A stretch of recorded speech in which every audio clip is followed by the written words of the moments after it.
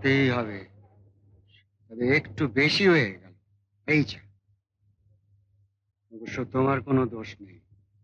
তুমি তো জানো না কার লোকের গায়ে হাত তুলেছো। তা বাহাদুরের থাকা হয় কোথায়? এ গায়ে তো আগে কখনো দেখিনি। এবার থেকে রোজ দেখবেন।